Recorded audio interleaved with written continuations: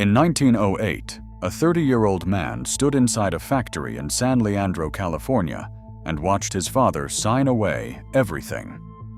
The machines, the patents, the workers, the family name on the building. All of it sold to a competitor named Benjamin Holt for $325,000. That 30-year-old was Clarence Leo Best. He hated the deal. He spent the next 2 years working for the man who bought his family's company. Then he quit, gave up $50,000 in stock, and walked out the door with nothing but the knowledge his father had drilled into him since childhood. 15 years later, Clarence Leo Best owned the company that bought him out. He became the first chairman of Caterpillar Tractor Company, and the machines he designed in a small plant in Oakland became the foundation of every Caterpillar crawler ever built. This is one of the most overlooked stories in American industrial history. It starts with a man who lost 3 fingers in a sawmill. Daniel Best was born in Tuscarawas County, Ohio, in 1838. He came west as a young man during the grain boom, working sawmills and wheat ranches across the Pacific Northwest before settling in California. In 1868, an accident at a sawmill in Washington Territory took the first 3 fingers of his left hand. Years later, Daniel told people that losing those fingers was the best thing that ever happened to him. It made him start using his head instead of just his hands. By the 1870s, Daniel Best had settled in California's Central Valley and started building grain cleaning machines. His designs worked so well that farmers were lining up to buy them before he could finish building them. He filed his first patent in 1871 and spent the next 4 decades refining combine harvesters and steam traction engines. Over the course of his career, Daniel Best earned 41 patents for agricultural and industrial machinery. In 1886, Daniel purchased the San Leandro Plow Works on Davis Street in San Leandro, California, and moved his entire family from Oregon. His son, Clarence Leo, was 8 years old. The family settled into a 15-room Italianate Victorian at the corner of Clark Street and West Estudillo Avenue, a house that still stands today with an official historical marker on the lawn. It sat within an easy walk of the factory gates. So young Leo grew up surrounded by steam engines, machine tools, and the constant noise of iron being shaped into something useful. By the time he was 13, he was spending his afternoons in the shop. At 17, he was working alongside machinists twice his age. At 19, his father made him the official buyer for the Best Manufacturing Company, responsible for sourcing raw materials and components. A year later, at 20, he was promoted to superintendent of the entire factory operation. He was not just the boss's son, learning the ropes. He was running a production floor before he could legally drink. And he was also getting an education across the bay in San Francisco. F. Hal Higgins, who served as Caterpillar's news editor from 1927 to 1933 and knew Best personally, wrote that Leo completed a few terms at a San Francisco engineering college before going into his father's factory full-time. The specific school has never been identified. But the combination of hands-on factory experience from childhood and formal engineering training gave Best a rare advantage. He understood machines the way a mechanic does, and the way an engineer does, and those two kinds of understanding are not the same thing. If you are enjoying this story so far, hit like and subscribe. We cover the full history of construction equipment every week on this channel. By the early 1900s, the Best Manufacturing Company was one of the most successful tractor makers on the West Coast. Daniel Best held dozens of patents, employed hundreds of workers at the San Leandro plant, and was selling steam tractors to lumber operations, farms, and road builders across the western United States. His son Leo had proven himself not just as a factory manager, but as a gifted salesman who understood what operators actually needed from a machine. There is a story from this period that captures exactly who C.L. Best was as a person. He had traveled north to a lumber mill in the shadow of Mount Shasta to deliver a brand new Best 110 horsepower steam tractor. It was an enormous machine, weighing 34,000 pounds, with 8-foot rear drive wheels and a 940-gallon water tank. The buyer was a young man who had purchased the tractor without telling his father, the mill owner. When Leo arrived at the mill site, the old man called his son into the office and spent a full half hour tearing into him for abandoning safe and reliable oxen and horses in favor of some newfangled steam contraption. The son came out shaken and tried to cancel the entire order. Leo did not sleep that night. He later recalled being fresh and cocky and determined to prove to his own father back in San Leandro that he could sell tractors in the field. Right after breakfast the next morning, he fired up the bright new Best 110, hitched on the special Best logging trucks, and started driving in circles, from the mill pond to the woods and back, over and over and over again. He drove that machine in pointless circles for 3 straight hours, while the mill owner watched from the porch. Finally, the buyer came outside, walked over to the rumbling tractor, and signed the deal. That stubbornness, that willingness to outlast any resistance, would serve Leo well in the years ahead, because everything he had was about to be taken from him. In 1905, Daniel Best sued Benjamin Holt over patents on a steam-powered auxiliary motor for combines. The lawsuit dragged on for 3 years and drained both companies financially and emotionally. By 1908, Daniel was 70 years old, tired of courtrooms, and facing a sluggish post-panic economy. So he made a decision that would haunt his son for years to come. First, Daniel gave 1/3 of the Best manufacturing company directly to Leo as a retirement gift. Then he sold the remaining 2/3 to Benjamin Holt's Holt Manufacturing Company for $325,000. The ongoing patent lawsuit was dismissed as part of the deal. The factory, the patents, the inventory, the customer relationships, all of it now belonged to the Holt brothers in Stockton. Holt's vice president, Ben C. Holt, was reportedly thrilled by the acquisition. He told colleagues privately that the consolidation would make Holt Manufacturing so strong that they could crush any outside competition. Leo was given the title of president of the Holt-controlled Best Manufacturing Company and allowed to keep managing the San Leandro plant day to day. But Holt retained effective control over all major decisions. Leo later described those 2 years as painful. He chafed under the arrangement, watching managers appointed by Holt second-guess his decisions on machines that Leo understood better than anyone alive. The factory he had grown up in, the machines his father had taught him to build, were now someone else's property. And Leo was expected to be grateful for the privilege of running them. In 1910, at the age of 32, Leo quit. He forfeited an estimated $50,000 in Holt stock to walk away clean. That was a massive sum in 1910. It was the price of his freedom.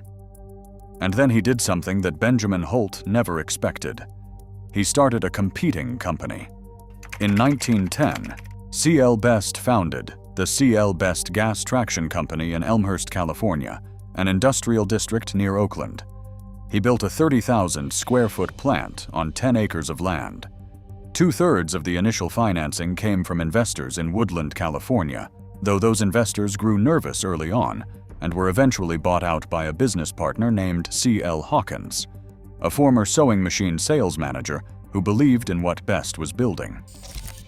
Best's father, Daniel, also contributed funding and continued to offer technical advice until his death in 1923, at age 85. The first year was brutal.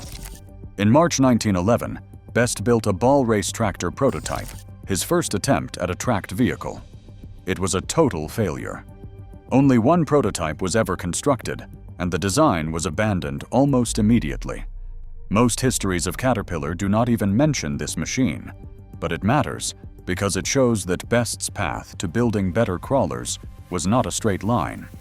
He failed first, learned from it, and kept going. In 1912, he produced the Best 70 track layer, his first successful crawler tractor, and the first machine to carry a Best-designed engine. The following year brought the Best 75 track layer. Together, approximately 734 of these early machines were built between 1912 and 1919. They already showed clear advantages over Holt crawlers in ways that mattered to the men who actually operated them. Power steering that Holt machines lacked, allowing the operator to guide the tractor without fighting the controls all day. Removable cylinder heads for easier maintenance in the field, so a repair that took Holt mechanics a full day could be done in hours. Superior metallurgy, with heat-treated steel castings instead of Holt's cheaper fabricated frames, which meant the Best machines held up longer under punishment. Oscillating track roller frames that allowed the tracks to flex independently over uneven terrain, keeping both tracks in contact with the ground instead of lifting one side when the other hit a bump. Best also built a competitive advantage that had nothing to do with engineering. He focused exclusively on civilian customers, while Holt was consumed by World War I military contracts. Farmers, loggers, and road builders needed tractors, and Best was the one answering the phone. By the end of 1918, Best had a dealer network across the western states that rivaled Holt's, despite having a fraction of Holt's factory capacity. But the real breakthrough came around 1914, when Best introduced the machine that would change crawler tractor design forever. The Best 30. Operators and dealers started calling it the muley. In farming country, a muley cow is a cow born without horns. The Best 30 earned that nickname because it had no front tiller steering wheel. This mattered enormously. Every Holt crawler in the world still used a heavy front wheel mounted on a long frame extension ahead of the tracks. That tiller wheel added length to the machine, reduced maneuverability in tight spaces, diverted weight off the tracks where it was needed for traction, and broke constantly on rough ground in logging operations and construction sites. The tiller wheel was the single biggest weakness of Holt's crawler design. Best eliminated it entirely. The Best 30 was fully tracked with differential clutch steering, meaning the operator could slow or stop one track independently to turn the machine. It was more compact, more maneuverable, and put its full operating weight on the tracks where it actually provided traction. The specifications told the story. It used a 4-cylinder valve-in-head gasoline engine with a bore and stroke of 4 3/4 inches by 6.5 inches, running at 850 revolutions per minute. It developed 30.88 drawbar horsepower and 40 belt horsepower, confirmed by Nebraska Tractor Test number 77 in 1921. Total weight was 9,910 pounds. It had 3 forward speeds of 1.7, 2.6, and 3.6 miles per hour, a 37-gallon fuel tank. Optional wide tracks measured 60 3/4 inches for the Hawaiian sugarcane fields, where soft ground demanded maximum flotation. The oscillating track roller frame, covered by U.S. Patent number 1,395,029, filed October 8, 1917, used a transverse leaf spring to allow each track frame to pivot independently over rough ground. When one side of the machine rode up over a rock or stump, the opposite track frame stayed in contact with the surface. That single patent became the foundation of modern crawler tractor suspension design. Production numbers confirm how popular this machine became. Under the Best name, serial numbers ran from S1001 through S10536. After the merger, production continued as the Caterpillar 30 from serial PS1 through PS 14294 with the final unit rolling off the line on October 4, 1932. C.L. Best held 27 patents over his career. U.S. Patent number 1,084,062, granted January 13, 1914, covered his original crawler tractor design. U.S. Patent number 1,158,114, granted October 26, 1915, refined the concept further. Together with the track frame patent, these three documents defined the architecture that every modern Caterpillar bulldozer still uses today. We covered how Benjamin Holt first bolted wooden planks to a steam tractor on Thanksgiving Day, 1904, near Stockton, and created the original crawler concept. But the machine Holt built still needed a tiller wheel in front to steer. C.L. Best was the man who made that wheel disappear. And in doing so, he built a fundamentally better machine than the company his father sold to. By 1916, Best's company was successful enough to do something with deep personal significance. He bought back Daniel Best's old San Leandro factory from Holt, who had shuttered it and left it sitting idle. The community of San Leandro rallied behind the purchase and raised $14,000 in contributions to help fund it. Daniel Best himself, now 78 years old, helped organize the fundraiser. The symbolism could not have been more powerful. The son was reclaiming what the father had given away. All production moved to San Leandro, and that plant would remain a Caterpillar manufacturing facility for nearly 80 years after the merger. In 1919, Best introduced his masterpiece. The Best 60 track layer carried a 4-cylinder valve-in-head gasoline engine, displacing 1,128 cubic inches, with a bore and stroke of 6.5 by 8.5 inches, running at 650 revolutions per minute. 60 belt horsepower, 35 drawbar horsepower, maximum drawbar pull of 12,360 pounds, 20,500 pounds operating weight on a 72-inch track gauge, a ground pressure of just 5.4 pounds per square inch, meaning the machine could work on soft ground that would swallow wheeled equipment whole. The Best 60 was superior to the competing Holt 75 in almost every way that mattered to operators. The Holt 75 produced more rated horsepower at 75, but it weighed approximately 23,000 pounds and still required the front tiller wheel, which added length and reduced maneuverability.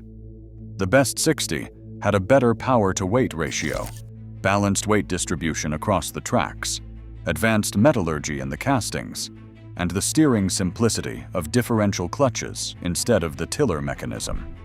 The California Agriculture Museum described the Best 60 as the machine that set the pace for all competitors in crawler tractor design.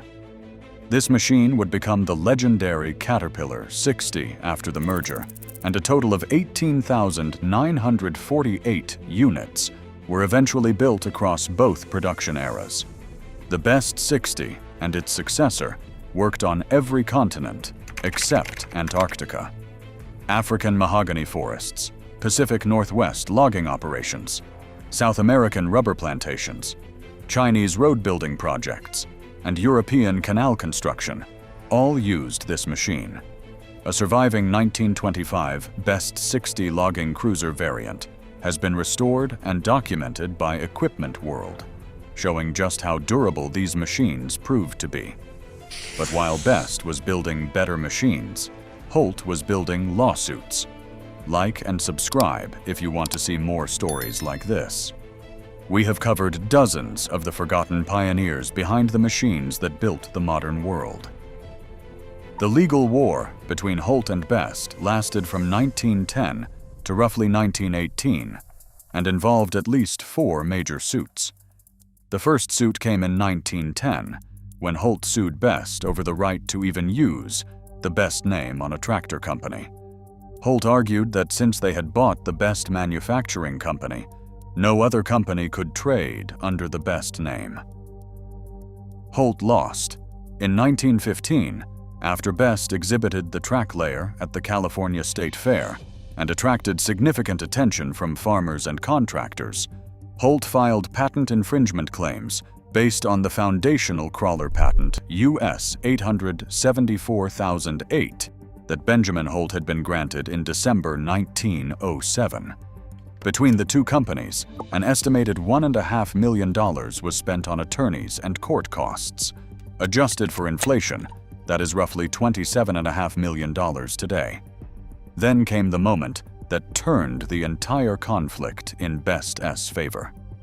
Best's attorney, Henry Montgomery, traveled from California to Waterville, Maine, to meet a lumberman and inventor named Alvin Orlando Lombard. Lombard held the foundational 1901 United States patent on tracked vehicles. His steam-powered log hauler, built for hauling timber over frozen Maine roads, was the first practical crawler machine in American history. When Montgomery arrived and knocked on Lombard's door, the old inventor greeted him with one of the most extraordinary statements in the history of American manufacturing. Lombard told Montgomery that if God Almighty could give him a charter to kill a man, he would get on a train, go to California, and kill Ben Holt. The fury was understandable. Holt had paid Lombard $20,000 back in 1903 for a license to use his crawler patents. But Holt never formalized ongoing royalties. He took the concept, built an empire on it, and left the original inventor behind with nothing but a single lump payment. Best purchased Lombard's patents for $20,000 and immediately filed a countersuit against Holt. The entire legal dynamic reversed overnight. Holt was now exposed as a potential infringer of the very foundational patents that made crawler tractors possible in the first place. The litigation settled around 1917 to 1918. Holt paid a cash settlement. The two companies cross-licensed all applicable crawler patents, and the lawsuits ended. Best adopted the brand name Track Layer because Holt had already trademarked the word Caterpillar on August 2, 1910. Then Benjamin Holt died. On December 5, 1920, Holt passed away at age 71. His death triggered events that ended with his company being absorbed by the man he had spent a decade trying to destroy. After Holt's death, banks forced the Holt board to install Thomas F. Baxter, a Boston banker from Bond and Goodwin, as president. The Holt family was pushed entirely out of management. Meanwhile, the end of World War I had devastated Holt's business from every direction. During the war, Holt received contracts for nearly 25,000 military tractors. The order included 11,150 Model 19, 17 5-ton artillery tractors, and 6,623 10-ton artillery tractors, with subcontractors like Rio, Maxwell, Chandler, Federal, and Interstate producing additional units. But only about 9,771 Holt tractors were actually delivered before the armistice in November 1918. After the war, the Army canceled remaining orders and dumped thousands of surplus Holts onto the civilian market at bargain prices. Farmers who would have bought new tractors were now buying surplus military machines for a fraction of retail cost. This surplus destroyed Holt's agricultural sales for years. Between 1921 and 1925, Holt's workforce shrank from 3,500 employees to roughly 1,500. The company that had been one of the largest military contractors in California was bleeding money. Best, who had stayed in the civilian market throughout the entire war because he had no military contracts, emerged in a dominant commercial position. His sales rose approximately 70% during the severe post-war depression from 1920 to 1921, while Holt's collapsed.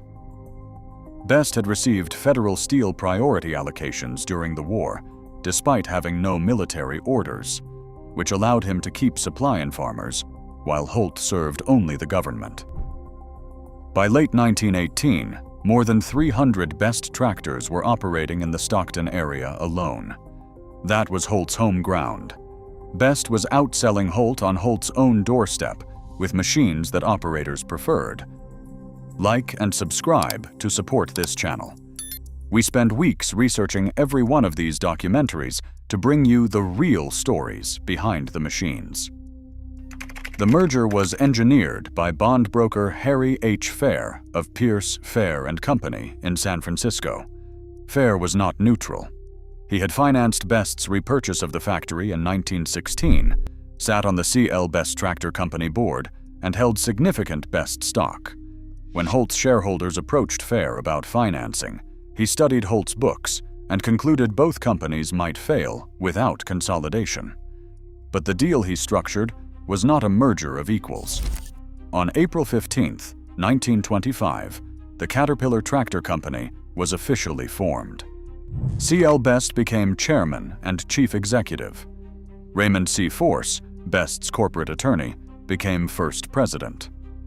Murray Baker, the longtime Holt dealer from Peoria, Illinois, became executive vice president.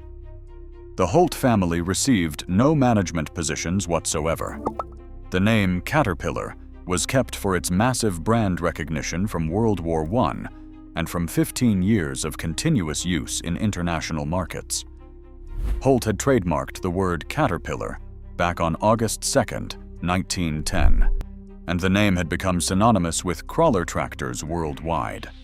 British and French soldiers who had used Holt machines in the trenches called every crawler a Caterpillar, regardless of who made it. Best reportedly acknowledged that the merger would never have happened without the Caterpillar name. The compromise was elegant and ruthless at the same time. Holt kept the brand. Best kept the boardroom. Of the initial 5-model product line, the Holt 5-ton and 10-ton were discontinued by 1926 and the 2-ton by 1928. Best's 30 and 60 continued production for years, forming the core of Caterpillar's product catalog. The machines that carried the Caterpillar name forward were Best machines. Best immediately slashed prices to drive volume. The Caterpillar. 30 dropped from $3,665 to $2,475. The Caterpillar. 60 fell from $6,060 to $4,300. Between 1925 and 1929, sales more than doubled and profits tripled. First-year revenue hit $13 million. By 1929, annual sales reached $52.8 million. The company listed on the Pacific Stock Exchange after formation and joined the New York Stock Exchange on December 2, 1929. Headquarters moved to Peoria, Illinois in 1930, under the merger terms. The East Peoria plant was larger, had river barge access, and sat closer to Midwest customers. Best approved the move as sound business, but he never left California. He lived in Piedmont, near San Leandro, for the rest of his life. The chairman of one of America's largest industrial companies ran his operation from the West Coast, while his main factory operated 2,000 miles away in Illinois. Under Best's leadership in the early years, Caterpillar acquired the Russell Grader Manufacturing Company in 1928, bringing motor grader production into the Caterpillar product line for the first time. By 1931, Russell's technology had become the Auto Patrol, the first purpose-built motor grader with an integrated drivetrain, and the ancestor of every modern Cat motor grader. Best also navigated the company through the early years of the Great Depression, partly by selling tractors and combines to the Soviet Union as part of Stalin's first 5-year plan between 1929 and 1933. That export business kept the factories running during years when American farmers could not afford new equipment. Best had first seen large diesel engines at the 1915 Panama Pacific International Exposition in San Francisco, alongside chief engineer Oscar Starr. In 1928, he hired Art Rosen, an engineer with marine diesel experience, and committed Caterpillar to diesel development. Between 1926 and 1932, the company invested over $1 million in diesel research. The prototype engine, nicknamed Old Betsy, serial 1A14, was hand-assembled at San Leandro in June 1930 and tested for 16 months while engineers refined combustion chamber geometry, injection timing, and cooling systems. In September 1931, serial 1C1 rolled off the line at Stockton as the Caterpillar Diesel 60, the first mass-produced diesel crawler tractor in American history. Only 14 were built that year. 143 Diesel 65s followed in 1932. Total initial diesel production reached 157 units. Diesel fuel cost 4 to 7 cents per gallon, compared with 14 to 16 cents per gallon for gasoline, a reduction of 60 to 75%. For contractors running equipment 10 or 12 hours a day, diesel power paid for itself within months of purchase. 10 of the first 25 Diesel 60s were shipped to Belgium, where they worked the 80-mile King Albert Canal between Antwerp and Liege for 9 consecutive years without needing replacement. On December 7, 1931, Best introduced something beyond engineering. Caterpillar painted a tractor highway yellow for the first time, replacing battleship gray. The Diesel 60 was the first model to wear the color that would define Caterpillar for a century. By 1937, Caterpillar was the world's largest diesel engine manufacturer. In 1973, Old Betsy was donated to the Smithsonian Museum of American History.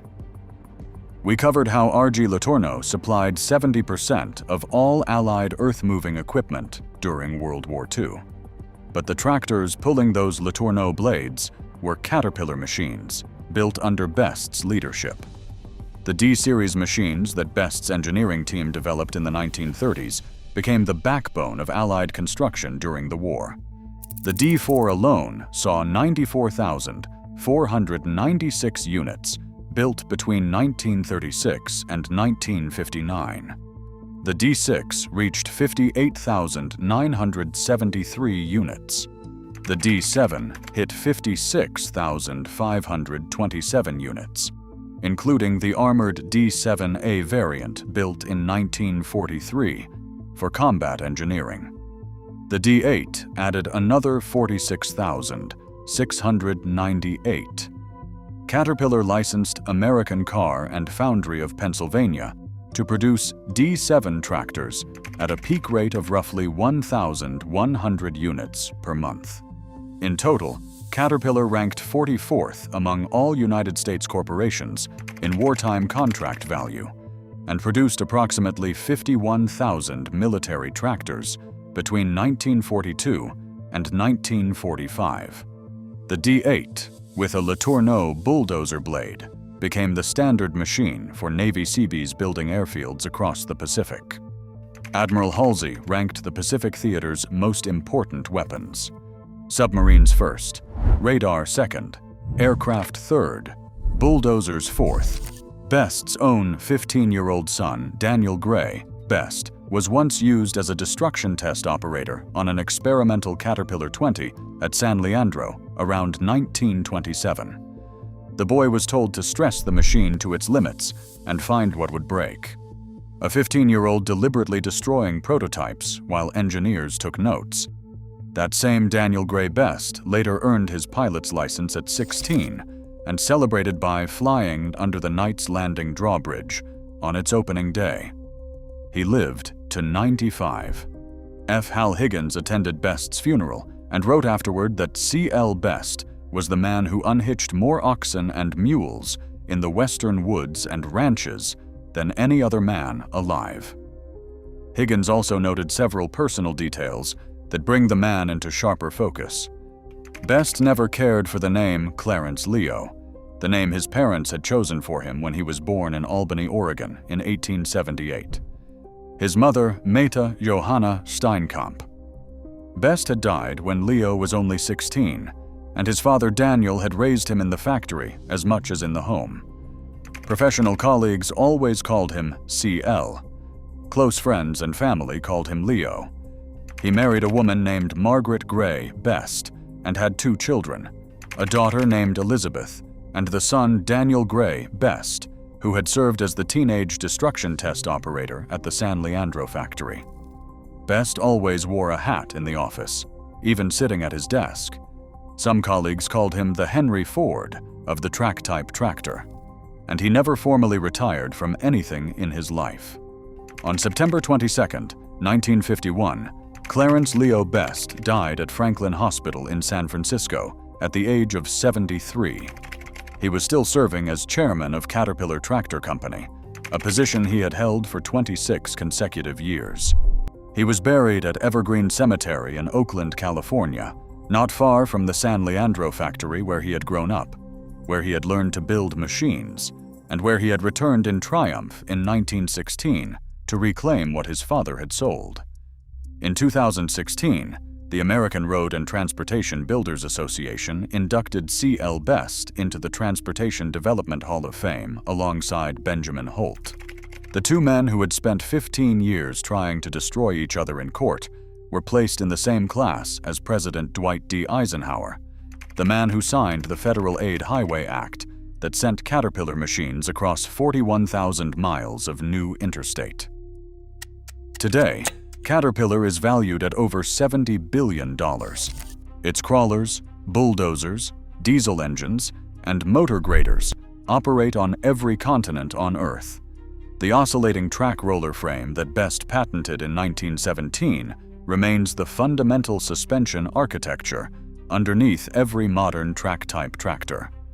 The diesel engine program he championed turned Caterpillar from a regional California tractor company into a global power systems manufacturer, selling engines for marine vessels, locomotives, power generation plants, and mining trucks. The highway yellow paint he approved on a December afternoon in 1931 is the most recognized equipment color in the world.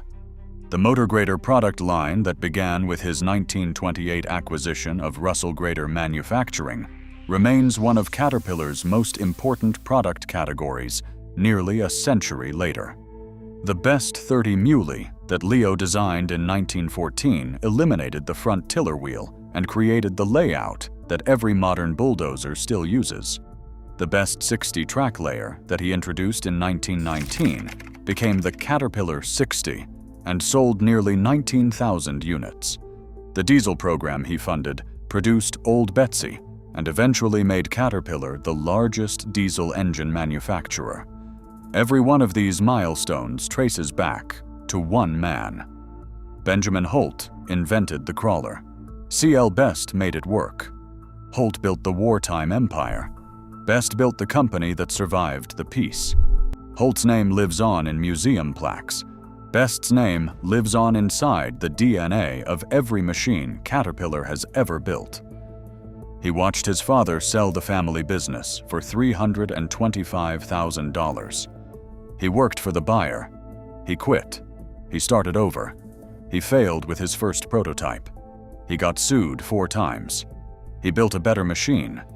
He bought his father's factory back. He forced a merger on his own terms, and he ran it until the day he died. If you want to see more stories like this one, like and subscribe to Construction Legends. We will see you in the next one.